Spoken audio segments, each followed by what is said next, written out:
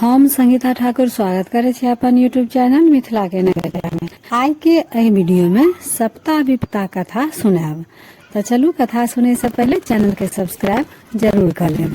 फागुन मास छले, फगुआ के परात छल। आइ माय सब डोरा बन्हैत रहथिन, कथा सुनै छलखिन। सलखी एलन नल राजा के आंगन आ हुनका स्त्री के कहलकनि, महात्माइन अहूँ यदि डोरा बान्हितों तो रोहिदासक दोसराइत होइत।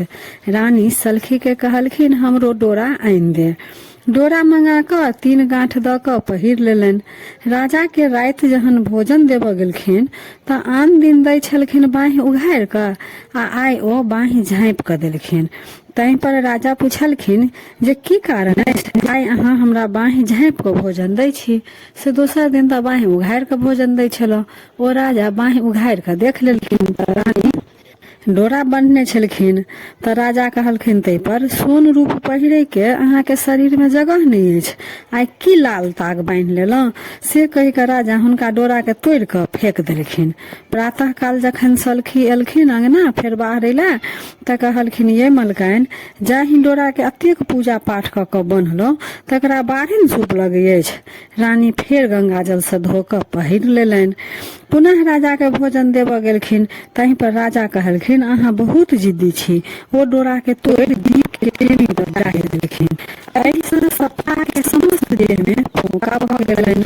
ओहि पर विपता कहलखिन, जे कि सप्ताह के बहिन छलखिन, ओ कहलखिन जे आब लगै अछि राजा के छतिक भाइब आबि गेल छल। राति में जहन राजा रानी दुनू प्राणी घर में सुतल रहथिन, तखन सप्ताह आबि हुनका दुनू धुरखुर पर हाथ द ठाढ़ भ गेलखिन आ राजा रानी से प्रश्न केलखिन जे रजबा रनिया सुतल छ कि जागल। राजा कहलखिन, सुतलो छी, जागलो छी, आ मोने मन पछतेबो करे छी, नवारी की बुढ़ारी। राजा कहलखिन सप्ताह से जे आइ जाओ, काल्हि हमर लोकनि अपना घर में विचार क लेब, तखन अहाँ के हम जवाब दे। ई सुनि क सप्ताह अंतर ध्यान भ गेलखिन। जखन फेर प्रातः राति जे भेल त फेर उपस्थित भेलखिन। राजा से पूछलखिन जे अपना में विचार अहाँ सब केलहुँ कि नहीं, अगर केलहुँ त जवाब दिया। नवारी की बुढ़ारी दुनू प्राणी सम्मति से कहलखिन, अपना दुनू सहमति से कहलखिन जे नवारी दुख तो बर्दाश्त कैल जा सकै अछि, लेकिन बुढ़ारी में दुख बर्दाश्त नहीं हैत। एहि जवाबक किछुए दिन भीतर हुनका सब संपत्ति नष्ट भ गेलनि। जे नौकर चाकर हिनका ओहिठाम काज क गुजर करे छला, तकरो ओहिठाम राजा के मजदूरी करऽ पड़लनि। जे दासी हिनका ओहिठाम कुटौन पिसौन करे छलखिन, हुनका ओहिठाम रानी के जाकर कुटौन पिसौन करऽ पड़लनि।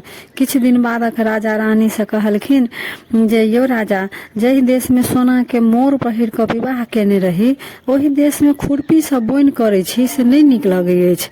एहि विचार पर दुनू प्राणी सहमत भेला। आ बाद में जहन देश छोड़बाक हेतु रास्ता के खर्चा के प्रबंध में रानी लगली त घर में किछ नहीं भेटलनि। दुरागमन समय में जे रानी के पेटार में कसायक तम घैल छलनि, ओ एकटा मात्र बेच गेल छलनि। ओ संग ल रास्ता के खर्चा लेल अपन रखि लेलथि।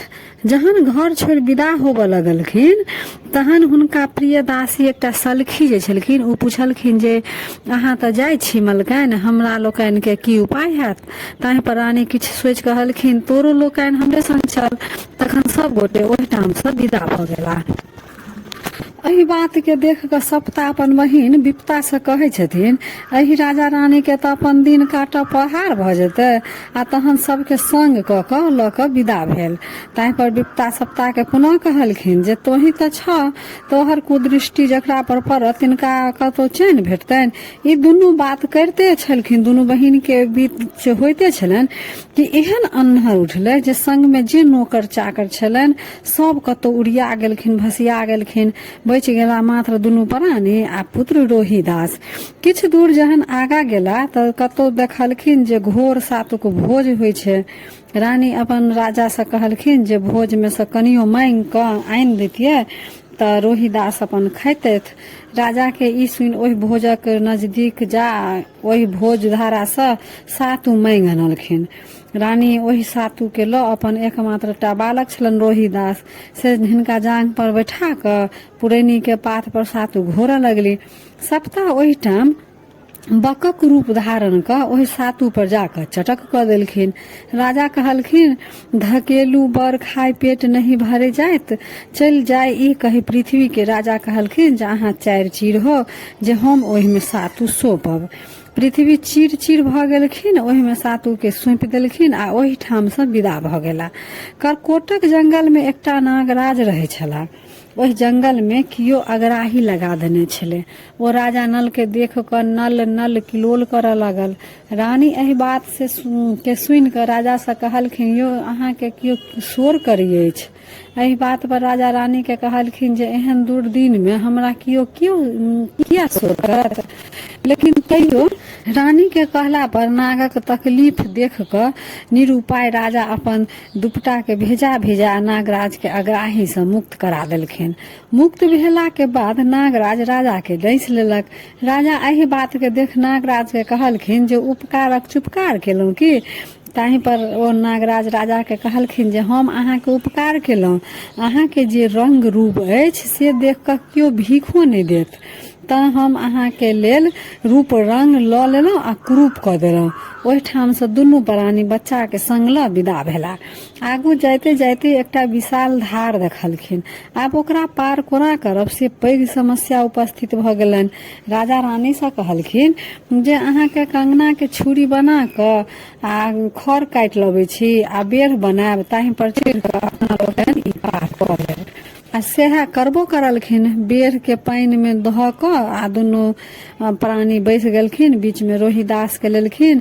ई देख क पुनः सप्ता आ विपता कहलखिन जे रजबा रानिया के कोन विपत पड़ले, कारण जे दुनू मांग क दुनू अपन बैसल अछि, आनंद पूर्वक बच्चा बीच में लेने अछि आ झिल्लर खेला रहल अछि। ई बात सुनि सप्ता मूसक रूप धारण क पानी में जाकर उब डूब करऽ लगली। ई देख रानी कहलखिन राजा से जे एकरा यदि पानी से बाहर क देतिये तो एकर प्राणो बच जेते आ रोहिदास खेलबो करता। ई बात सुनि राजा ओहि मूस के पानी से बाहर क देलखिन आ ओ मूस किछुए काल में खरक जे बेढ़ बनल छले तकरा बीचे में काटि देलकै। जाहि कटला बाटे रोहिदास पानी में खसि पड़ला। संगे संगे धारक माछ, रहुआ, बुआर हुनका गिर लेलकनि। राजा लाख प्रयत्न केलखिन लेकिन ओ रोहिदास के नहीं ताकि सकलखिन। रोहिदास हुनका नहीं भेटलनि, जाहि से रानी के असीम दुख भेलनि। ओ धैर्य नहीं रख सकला आ कानऽ खींचऽ लगली। जय पर राजा कहलखिन, अगर अहाँ के बेटा रोहिदास हेता तो जरूर भेट जेता। ओहि ठाम से विदा भेला। आगू गेला तो एकटा गुल्लरि के गाछ देखलखिन। क्या दिन ने भोजन के भ गेल छलनि। ओ अपन बहुत बुझलखिन जे गुल्लर तोड़ि लेब आ कुछ खा लेब त प्राण बचत। बहुत भूख लागि गेल छलनि हुनका। से सोचि ओ गुल्लर तोड़े के प्रयास करऽ लगलखिन। गुल्लर बहुत ऊंच छले। एम्हर उम्हर देखलखिन, हुनका कुछ नहीं भेटलनि। त ओ रानी के हाथ से कंगना ल लेलखिन आ ओ फेंक क तोड़ऽ चाहलखिन। सप्ता महारानी के कोपक कारण ओ गाछे पर लटकि गेल कंगना। ओहि ठाम से दुनू गोटे विदा भ गेला। 7 दिन दुनू प्राणी के भोजन केने बिना भ गेल छलनि। राजा के रानी कहलखिन जे कतौ से किछु मांगि अनितौं त भोजन करितौं। ओहि ठाम से राजा विदा भेला। भिक्षा मांगे के उद्देश्य से एक गोटा के ओहि ठाम पहुंचला, जाहि ठाम पुरुष पात नहीं भेटलनि आ आंगन में ननद भौजाई पिसिया कुटिया करे छलखिन। पहिने दुनू गोटे गीत गबैत छलखिन, पिसिया करे छलखिन। चिक्कस जांत से छिलक छिलक खसैत छलनि।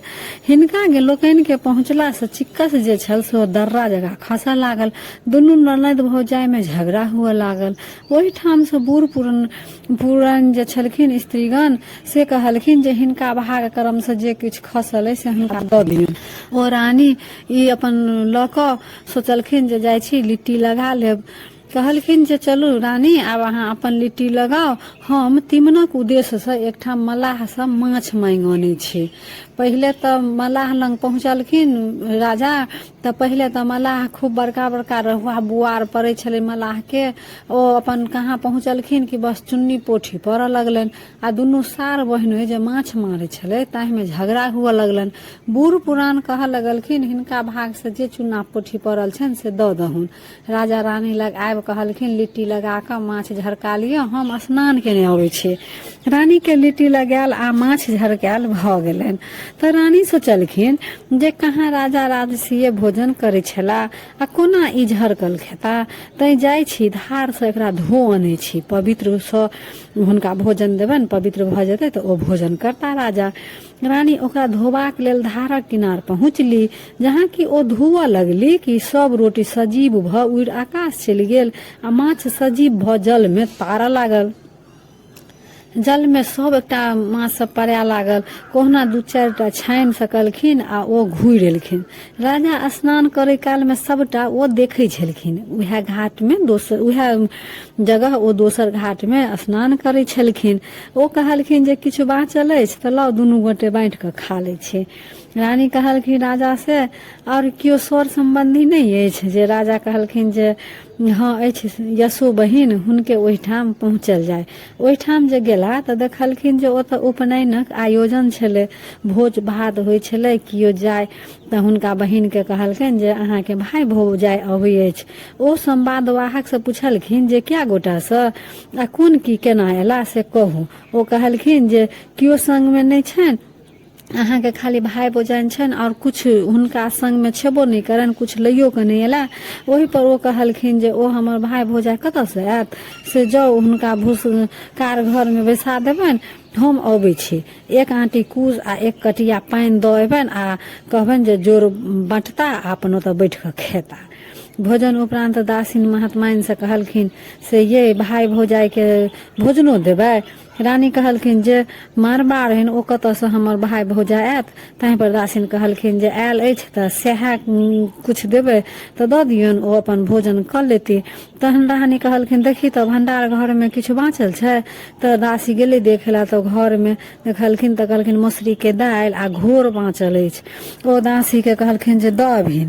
ओ अपन मौसरी के दालि आ घोर जे बचल छलै से अपन ओ राजा रानी के दऽ एलखिन आ कहलखिन लिअ अपन बहिन अहाँ के भेजलक से इएह बचल छलै से इएह सब खाओ। से सब देख कर राजा रानी के बड्ड दुख भेलनि, राजा के बहुत असीम कष्ट भेलनि। तऽ ओ कहलखिन जे यह सामान अगर हमरा बहिन अपने हाथे दैत तऽ हम जरूर खैतौं, लेकिन अहाँ लऽ कऽ एलौं तऽ ठीक अछि राखि दियौ। राजा के असीम दुख भेलनि बहिन पर आ ओ सप्ता विपता के कहलखिन जे एहन विपत देलौं तऽ पृथ्वी के 4 चीर करू, जाहि में एकरा धऽ देबै। किछुए क्षण में पृथ्वी 4 चीर भऽ गेलखिन। ओहि में राजा दालि आ घोर के राखि ओहिठाम से विदा भऽ गेला। पुनः रानी कहलखिन जे यही राजा आर कियो नहीं अछि अपन जे हुनका एतऽ चलितौं। तऽ ओ राजा कहलखिन जे हाँ एकटा बंधु दोस्त अछि तऽ हुनके ओहिठाम चलल जा। ओतऽ पहुँचला तऽ जेहने आदर ओ पहिने करै छलखिन तेहने आदर ओ आइयो केलखिन।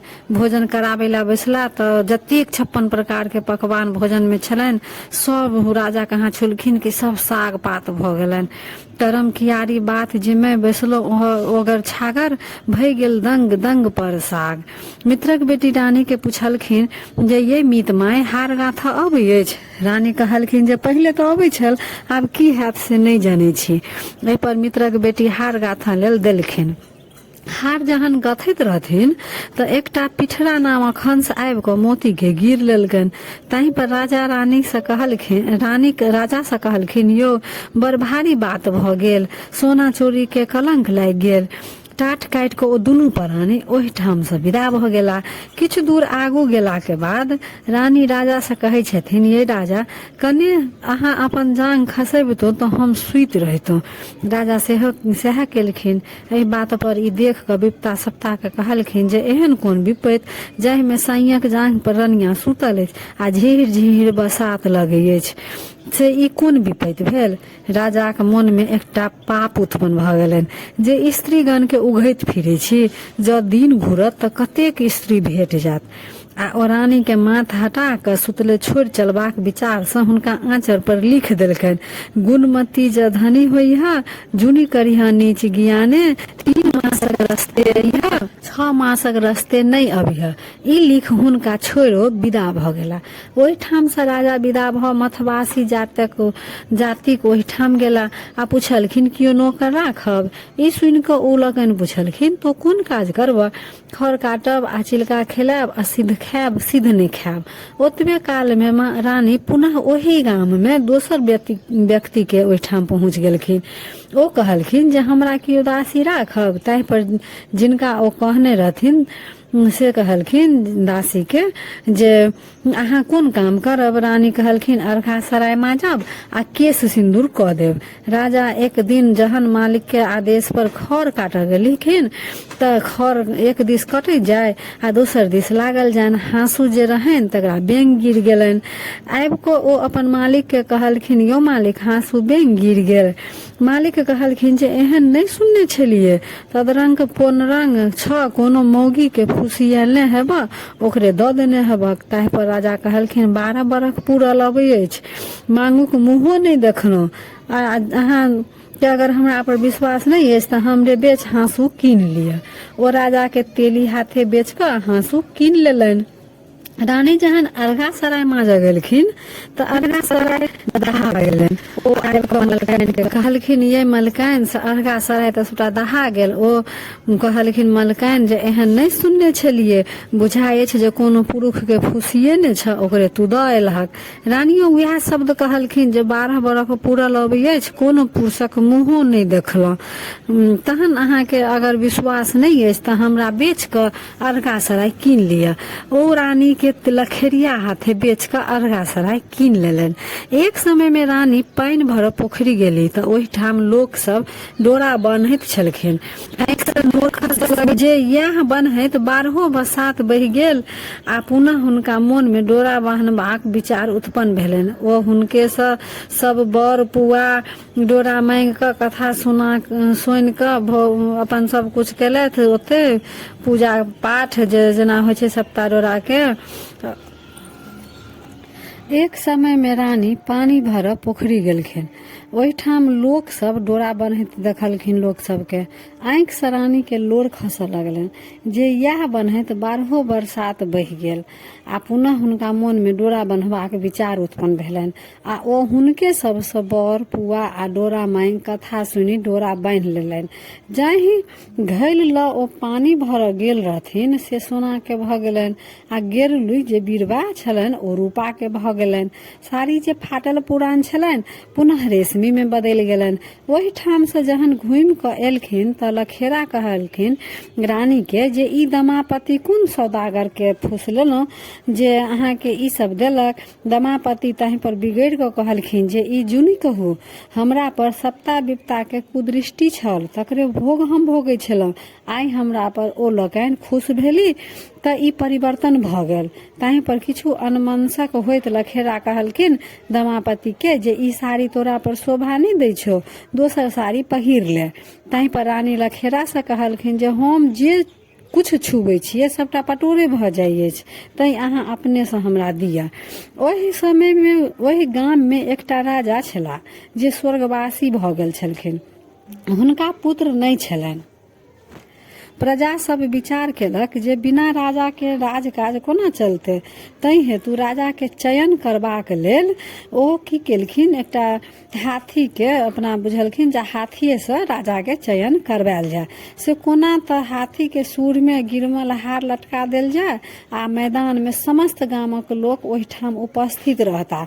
जकरा गाड़ा में हाथी माला पहिराइत सएह ओहि गाँव के राजा हैत। ठीक तहिना भेल।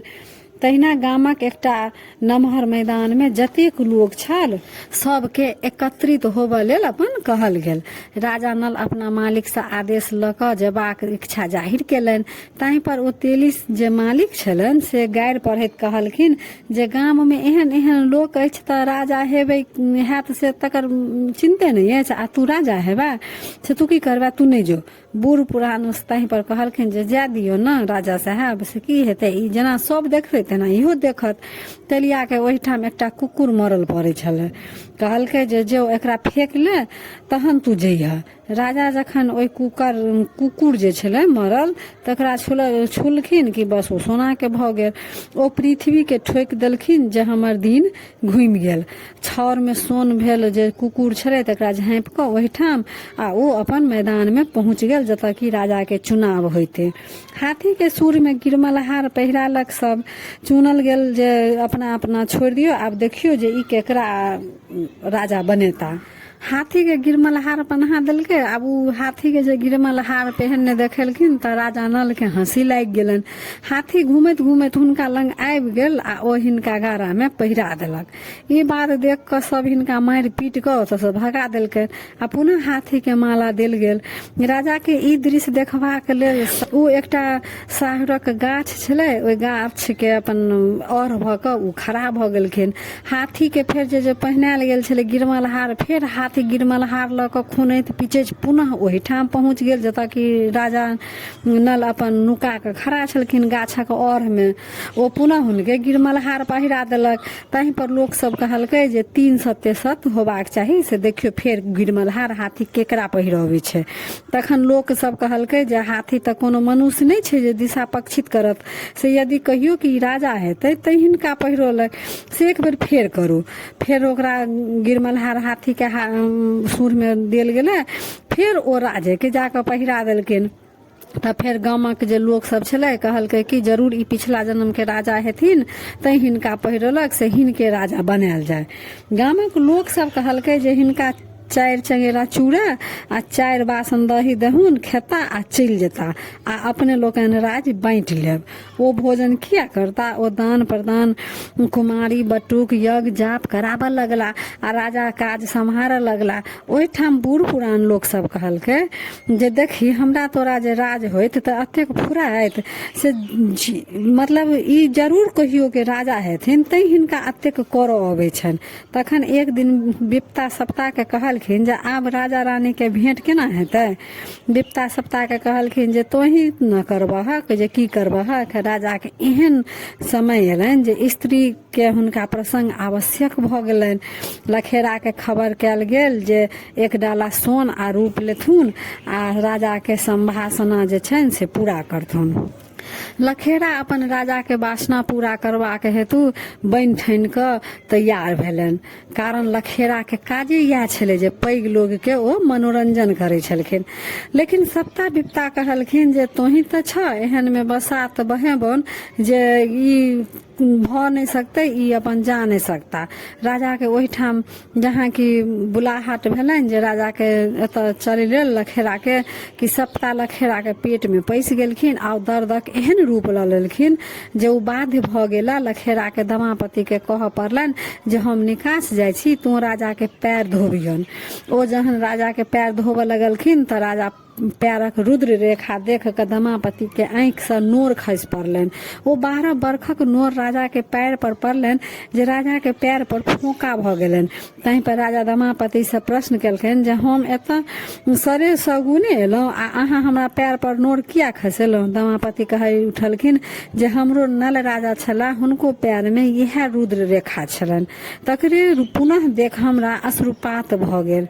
राजा ओहिठाम बहुत खुश भऽ पृथ्वी के ठोकि देलखिन जे रानी हमरा भेट गेली। तखन दमापति कहलखिन अहाँ जे उठि गेलहुँ तऽ हमरा लखेरा खिसियात, अहाँ लखेरा लेल लछटा रुपैया लियो, लहर पटोर लिया, ओहिसँ ओ लखेरा खुश भऽ जायत आ हम जाइ छी। राजा अपने ओहिठाम से ओतऽ से चलि एला। लखेरा कहलखिन कि दमापति सौदागर तोही फुसियल, हमरा जे जुन कही लछटा रुपैया आ लहर पटोर राखल अछि। प्रातः काल राजा लखेरा के खबर केलनि जे हुनका जे दासी छनि हुनका से हमरा दऽ दिअ। तखन लखेरा दमापति के विदागरी रूप में विदा करै छथिन। ई तऽ जहन राजा डियोरी लग पहुँचली तखन कहलखिन अहाँ हमर परीक्षा लिअ। राजा कहलखिन एक बेर लटारम केलहुँ तकर फल तऽ अतेक भोगलहुँ आ फेर लटारम करै छी। तखन रानी अग्नि में प्रवेश भऽ आ ओहिठाम से दिव्य सुंदर भऽ बाहर भेली। राजा तहीं पर कहलखिन हमरो तो कोनो अनर्गल नहीं केलहुँ से। ताहि पर रानी कहलखिन पुरुषक कोनो अति विश्वास नहीं हुनका एहन भेलनि जे धोती खूट में हुनका लहक गेलनि। दुनू गोटे पुनः रहऽ लगला। प्रजा के बीच में जो कोनो साधारण गप होय तो ओ कह लगलखिन जे तेलिया डिंगरा जा भेले आ लखेरा चेरी रानी। एहि बात के सुन के रानी के बड़ तकलीफ होइन। 4 गोटे लग कुछ कटलौं, चारू के कियो दंपति बांटि दियो। बहिन लेल निपुर आ मीत बेटी लेल हार ल लिया आ चलू अपना देश। ओहिठाम से दुनू प्राणी अपन विदा भेला। ओहिठाम से बहिनक ओहिठाम पहुँचला। बहिन के नेपुर पहिरा देलखिन। भाई के अयला पर जहन बहिन लोक सब बजाबऽ लगली तऽ भौज कहलखिन जेहने आदर ओहि दिन केने छलहुँ ततबे आदर आइयो करब, तऽ हम रहब आ नहि तऽ हम चलि जायब। ताहि पर नेपुर से आवाज बाहर आबऽ लगले, घुटुर मुटुर दाय असुरिन पाय। ताहि पर बहिन भौज से पूछलखिन जे ये भौजी नेपुर की बजै अछि। ताहि पर भौज कहलखिन जे आदर हमरा केने छी ने सएह बजै अछि। दमापति कहला पर पृथ्वी 4 चीर भऽ गेलखिन आ जे एहने आदर अहाँ हमरा केने रही। ओ देख बहिन के असीम तकलीफ भेलनि। ओहि में से राजा ओतऽ से अपना राजा विदा भेलनि आ अपन मित्र बंधु के ओहिठाम पहुँच गेला। मित्रक बेटी के हार पहिरा देलखिन। जेहने आदर ओहि दिन केने रहथिन तेहने आदर आइयो केलखिन।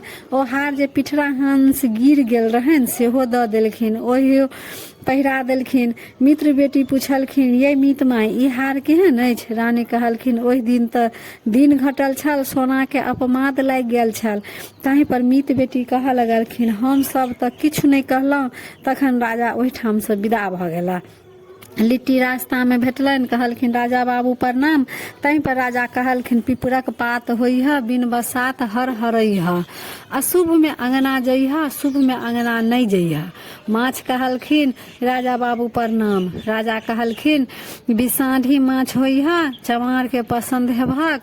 गुल्लर एलखिन, ओ कहलखिन राजा बाबू प्रणाम। देखते बड़ सुंदर होइह, लेकिन फाड़त तऽ फनिहा बहरेत।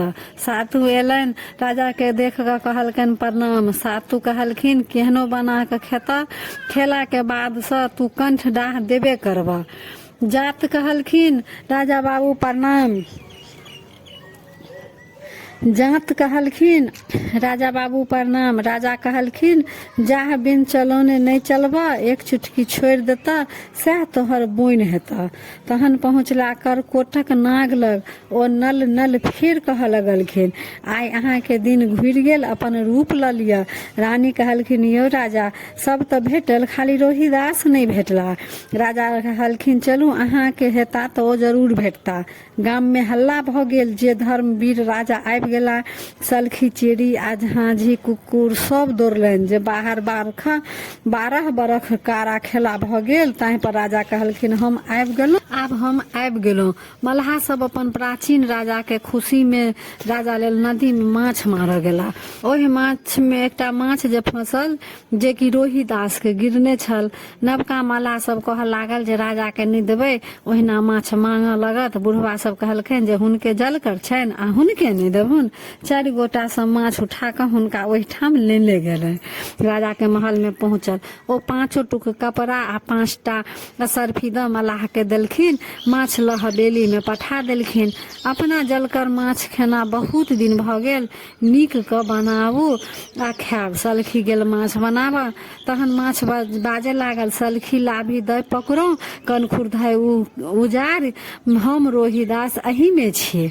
सलखी बाजल ये रानी हम नहीं माछ बनायब, माछ मुँह बजै अछि। एक बेर लटारम केलहुँ तऽ ई दशा भेल आ फेर लटारम करे छी। अपने गेली माछ बनाब रानी। मामा लाभी धय पकड़ू, कनखुर धय उजार, हम रोहिदास अही में छी। माय के दुनू बल भय गेलनि। ओहि में से निकलली रोहिदास मायक दूध पीबऽ लगला। सौंसे हल्ला भऽ गेल जे माछक पेट से बच्चा निकलल। मलाहिन एकटा जे छले ओ हल्ला करऽ लागल जे हमर बच्चा डूबल छल, हमर बच्चा डूबल छल। राजा कहलखिन जे हवेली में हल्ला की के अछि, सभक निसाफ हम करे छी आ हमर निसाफ के करत। चामर चोली सील गेल दंपति लेल आ पाटल माहिनन लेल राजा कहलखिन जे हे सप्ता यदि अहाँ दहीन भेलहुँ तऽ हाँ ई फैसला एकर करब, अगर रानी के बेटा हेतै तऽ रानी के दूध से नहाब, आ अगर मलाहिन के बेटा हेतै तऽ मलाहिन के दूध से नहाइत। दमापति के दूधे रोहित दास नहेला, मलाहिनक छाती से दूध के कनी एकटा बुंदो नहीं निकललनि, आगू पाछू भेलनि से सबके होय, बीच में भेलनि से केकरो नहीं होय। तो ई रहा सप्ता विपता के कथा केहन लागल कमेंट जरूर करब। आ अगर यह कथा के अहाँ सब हिंदी में सुनऽ चाहे छी तऽ एकर हिंदी कथा के जे लिंक अछि से हम डिस्क्रिप्शन में दऽ देने रहब, ओहि लिंक पर जाकर अहाँ सब हिंदी में कथा सुनि लेब। पिछला साल एकटा कमेंट आयल छला जे एहि कथा के हम सब हिंदी में सुनऽ चाहे छी, तऽ हिंदी में हम तऽ अपना चैनल पर नहीं देने छी, यूट्यूब पर हिंदी में सप्ता विपता के कथा बहुत कम देल छै कि मतलब नहिए देल छै हिंदी में, सब जगह मैथिलीए में सप्ता विपता के कथा भेटै अछि। तऽ हिंदी में अहाँ सब अगर सुनऽ चाहे छी तकर लिंक हम डिस्क्रिप्शन में देने छियै, तऽ ओ लिंक पर जाकर अहाँ हिंदी में सुनि सकै छी। तऽ फेर उपस्थित होइ छी एकटा नया वीडियो में नया जानकारी के साथ।